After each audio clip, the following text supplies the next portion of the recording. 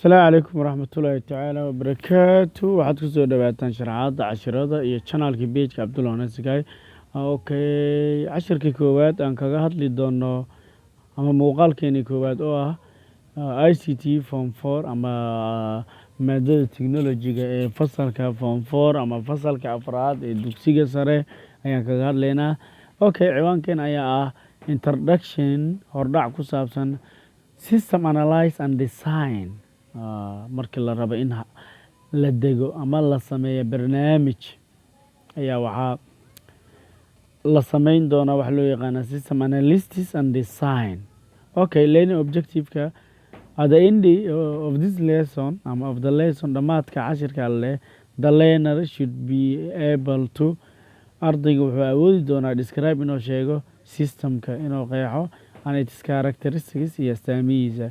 Define inuu sheego information system inuu qeexo. Identify inuu sheego 5 key components of the system of information system inuu sheego 5 shay ee gudaha ku jira systemkan inuu kala sheego. Explain inuu sharxo concept of business waxaa laga wadaa systemka. Analyze and design inuu sharxo. Iyo system analyst oo dadka sameeya systemka inuu sheego. Iyo discuss details the system development life cycle inuu ka doodo faahfaahin dheeraad ama falanqeyn ku saabsan horumarinta wareegga systemka. What is system? Waa maxay system? Intaan qeexitaan ku gelin, the term system, ereyga system is originally derived from Greek word. Asalkiisa hore ayaa waxaa ka imaaday erey Greek systema oo loo yaqaano systema, which kaasoo indicates muujinaya ama caddaynaya structured relationship, xiriir qaab dhismeed xiriir among functional units ka dhexeeya goobo badan goobo badan dhexdood ayuu ka shaqeynaya ama components waxyaabaha gudaha ku jira xiriirka ka dhexeeya ayaa system la dhahaa. System is an interconnected set of business. Systemka ayaa wuxuu u sameysan yahay business procedure, xeerarka ama qaababka ganacsiga used within one business unit iyo asoo hal ganacsi ama hal ujeedo loo sameeyo, working together for purpose ayagoo si wadajir u shaqeynaya. Tusaale, systemka la diyaarinayo school management system oo kale la diyaariyo waa system iskuuladoo dhan ku wada shaqeeyaan, halkaas cabaa kaga filan. Inta iskuul walba system u gaar la sameyn lahay, kambaniga hal xabo oo iskuul ka turjumayo sameeya dhammaan kuwaasoo ka wada geli kara systemka. Marka systemka la sameeyayo, the state of system concept is fikirka system concepts has 3 fundamental implications. Marka system la sameeyayo ayaa wuxuu fikradda systemka daraasaynta barashada fikradda systemka ayaa waxaa 3 aasaasi u ah. Number 1 oo ah system must be designed to meet predefined targets.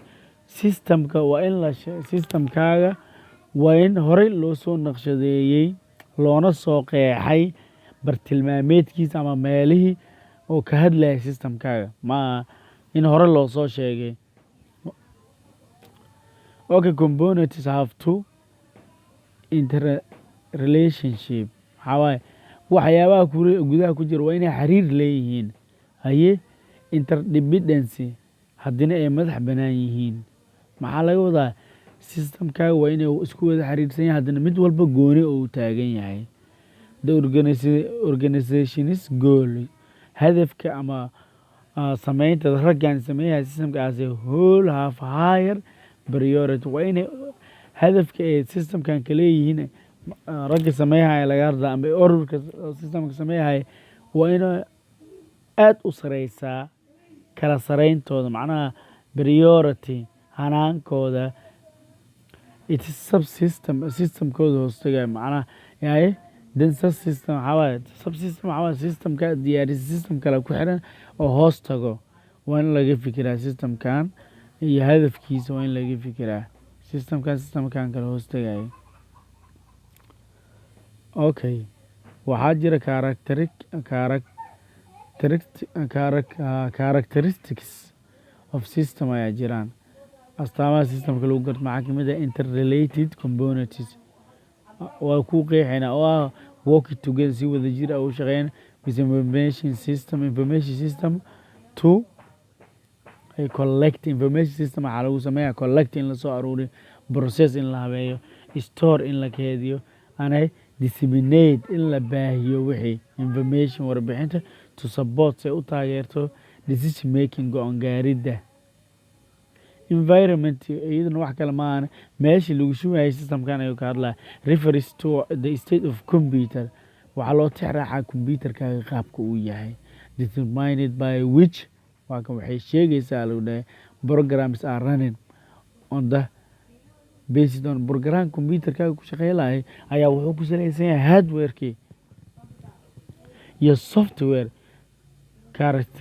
characteristics oo ah hadduu 32 yahay 64 oo yahay systemka waxaa ku shubanaysa kuma shubmaayo 32 64 saasina u fahantaa muhiim.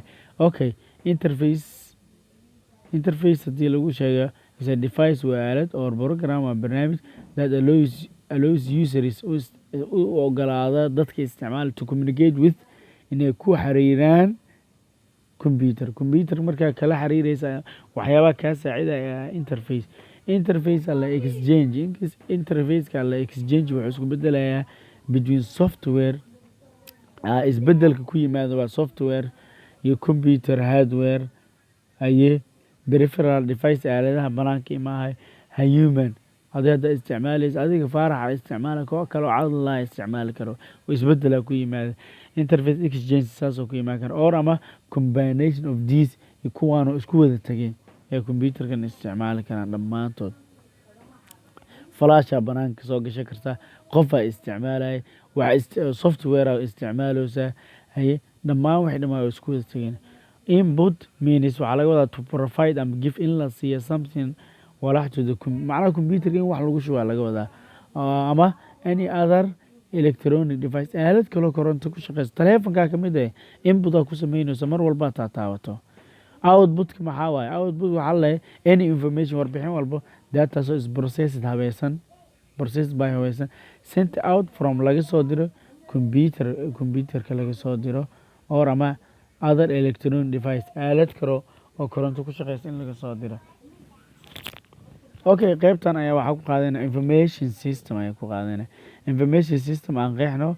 Information system waa combination network isku taga network of hardware internetka qaybta network ee hardwareka qolfooftiisa haye softwarekii haye communication networks iyo xiriirka telecommunication networks iyo xiriirka macnaha network isgaarsiimaha shirkadaha laga wado oo telecommunicationka ah that users kuwa isticmaala isticmaala to collect inay xogaha ku aruuriyaan create ee wax ku sameeyaan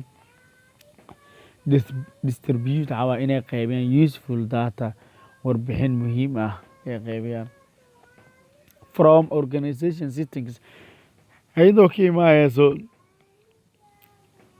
meel sal u ah systemkan ama sarfal ama si gaar ugu imaayayso. Okay, examples of information system include information systemkii ayaa wuxuu iskugu jiraa ma systemka la diyaarinayo ma market information system miyaa macnaha qaybta suuq geynta miyaa system loogu talagalay payroll miyaa qaybta mushaar bixinta human resource qaybta shaqada iyo shaqaalaha miyaa library management system waxaa laga wadaa qaybta maktabadaha school management system ayadana qeybaha iskuulaadka systemyada yaa la sharxa university management system oo ah midka jaamacadda loogu talagalay systemka restaurant management oo ah midkii loogu talagalay maqaayadaha iyo accounting management oo ah iyo among others kuwa badan dhinaca xisaabaadka systemka loogu talagalay.